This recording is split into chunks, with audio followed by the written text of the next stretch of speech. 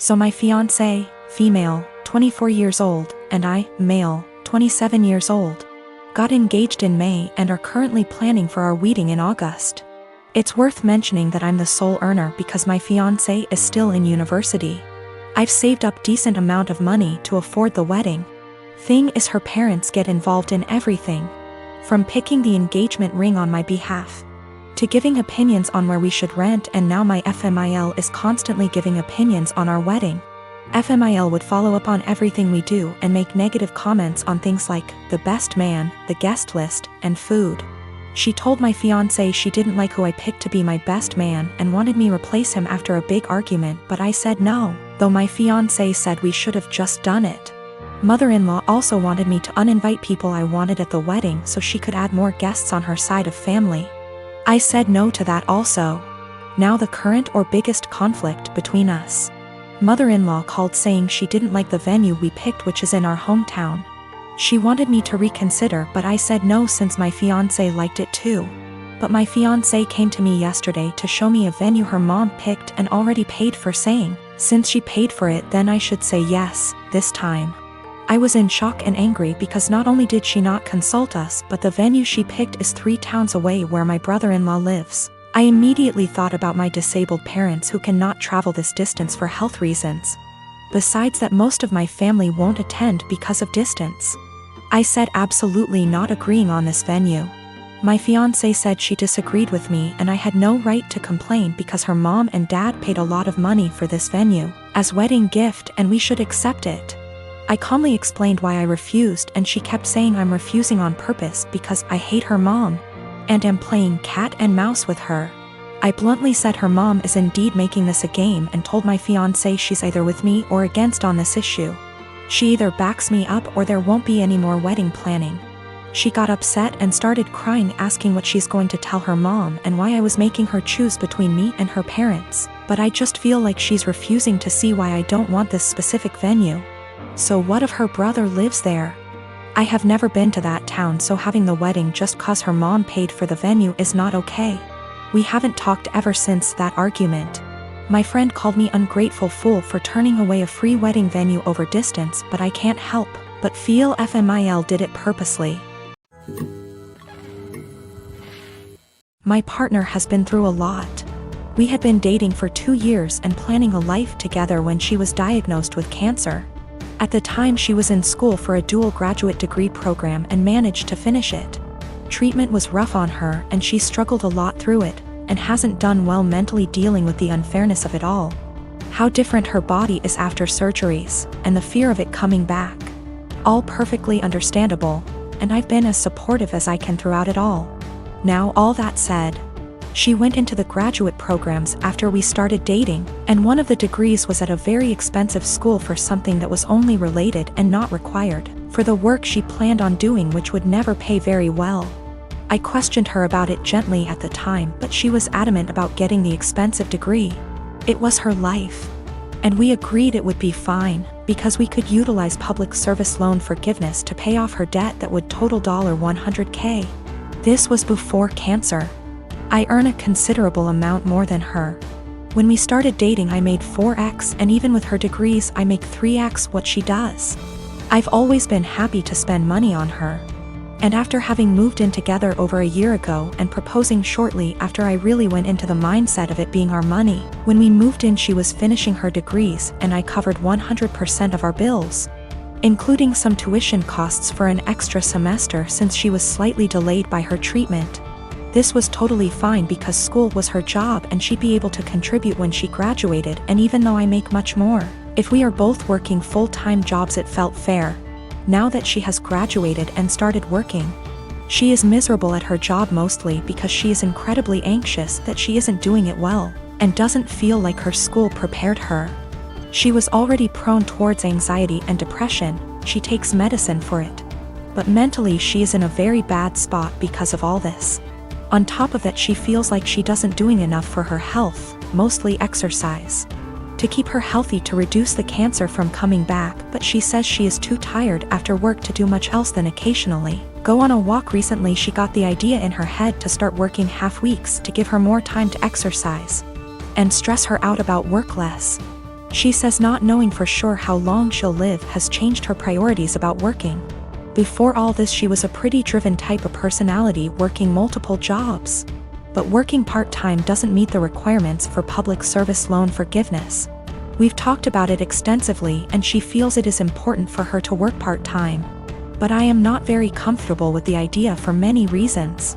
I get where she is coming from in her needs, but feel like she is looking for a quick fix to her problems. That puts us in a pretty big hole financially because she is so miserable instead of fully dealing with her problems. I'd be more okay with it if it was short term while she sorted through some things, but she says she just wants more time to exercise and be stress-free, so she doesn't know when that would end. I just feel like she is taking our relationship, which is already unbalanced, and asking to make it a lot more so, and solely because she is in a position to do so because of my job. We can financially afford it, but I haven't been able to come to terms about the disproportionality it would create in our relationship. P.S.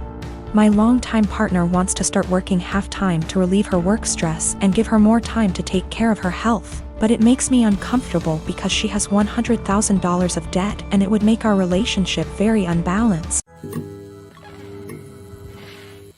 I manage a team of employees in a very specialized industry.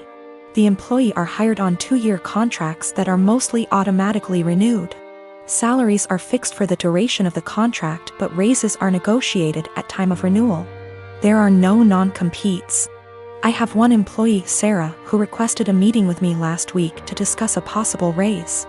I informed her that it is a little early as her contract won't expire until Jan, and I would be happy to discuss it in November.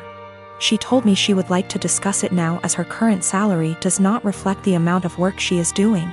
So I set up a meeting with her on Friday and told her I will hear her out.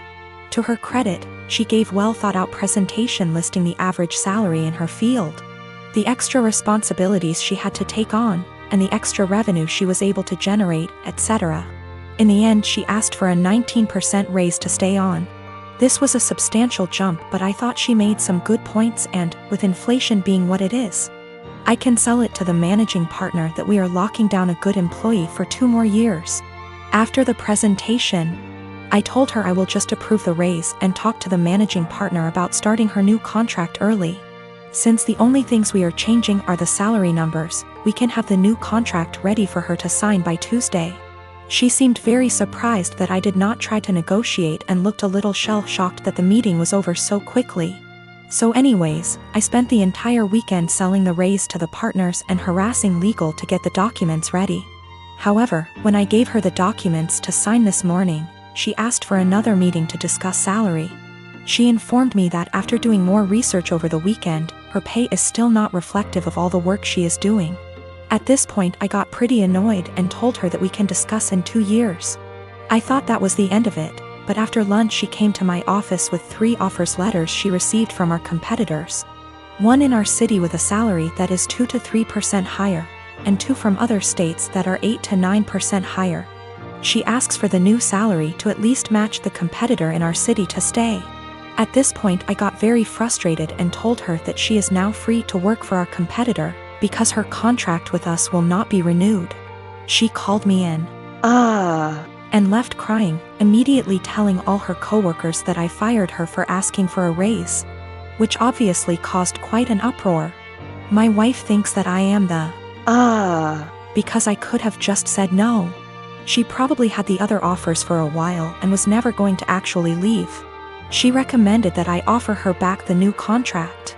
Anyways, I am contemplating going back to the office tomorrow and offering Sarah her new contract again. But I just felt like the relationship between us is ruined after this whole situation. Her currently contract is negotiated 2 years ago, which is why there is a discrepancy in pay with the current offers. There are also a lot of reasons for differences in salary even within the same city. Perhaps less PTO, maybe more responsibilities, maybe they lock them in the contract for 3 years instead of 2. Which is happening more and more now. Maybe they have a non-compete, or maybe they are better. I can't say. Her contract expires Jan, so she has plenty of time left at the company if she wants to finish out. Sarah is WFH today, so I sent her an email apologizing for overreacting yesterday. and informing her that she is an important member of our team and that I worked really hard to get her the raise she initially requested. The new offer still stands provided she return the signed contract to me today before 5 p.m. I would be happy to execute it immediately and get her sorted out before the next payment period. She emailed back also apologizing for her reaction yesterday and said that she enjoyed working here and feels like she really has an opportunity to grow. But she then ended the email asking if I would still be willing to reconsider upping the offer to match her other offer. At this point, I just can't even anymore. I basically ignored her email, and at 5:01 p.m. with no signed contract from her, I sent an email to the managing partner I was talking to all weekend. Hope this email finds you well. I am writing to inform you that Sarah has elected to decline the new contract as it is written. She has informed me that she received an offer from our competitor with a salary of XXX. I have attached a scanned document of the offer letter with this email for your convenience. She has requested that we match that salary to retain her services as our current offer is insufficient. As of right now, her contract expires January 22nd. Please advise on the next steps. My sister Anna is special need. She has severe autism, and while she is verbal, most of her communication is physical, like sign language due to her social discomfort. She does speak around family though and has pretty bad cognitive skills. She can't comprehend boundaries and lives with our parents so they can best watch her. I am getting married in 3 months. We planned a simple wedding and reception at my fiancé Michael's parents' barn and farm. Since it's all gonna be DIY and we aren't planning anything too expensive, we can do things pretty quickly since flowers, food and decor will be provided by his family. I sent out invites last week and I asked that Anna not come. I told my parents I understood that would mean they may not show up, but it was just a heads up. Why no Anna? She has an issue with touching Michael and trying to kiss him. At times when we were at my parents' house, Anna would try and grab Michael's hands, try to lean in to kiss him, or would have a really bad shutdowns if she wasn't allowed to be directly next to him. We've tried speaking to her, but there's only so much we can do when she doesn't really understand. I told my parents I just want one day for Michael to be my partner and not Anna's comfort person. They called me selfish and asked how I expected them to agree to something like this. They told me Anna is disabled and may never experience a wedding of her own, and while I have Michael for probably the rest of our lives, she'll have no one, and that Michael and I can be a little more understanding to the reality of her life. I feel like a total ass, and what they're saying has really gotten to me, and I'm starting to question my decision. My parents called me letting me know they won't be coming and that it's best I don't bring Michael around anymore since I've chosen some man over my sister. They told me that Anna wanting to kiss Michael and hug him is normal for a woman her age, and that she doesn't understand what her feelings mean. I suggested they try to redirect her during the wedding, but they said Michael is gonna be family to her and he needs to get over it. I suggested they watch the wedding via web, and they said that's not fair and that they deserve to see things in person. I asked if I could pay for someone with proper credentials to watch her that day while they attention, and they asked what I would do when they died, and if I'd pawn her off every time. I dropped the unfortunate truth bomb that I don't want to put any more of my life aside for Anna anymore. I did it up until I turned 18. And that Anna is not my life's responsibility and I won't be her keeper. I assured them I'd pay for her care, but if she's okay doing this to Michael, then I worry for if I ever do choose to have children and what she'd do to them. They said I was sick for suggesting she'd do anything to my future children and hung up on me. They sent a lengthy text telling me not to contact them until I could do the right thing.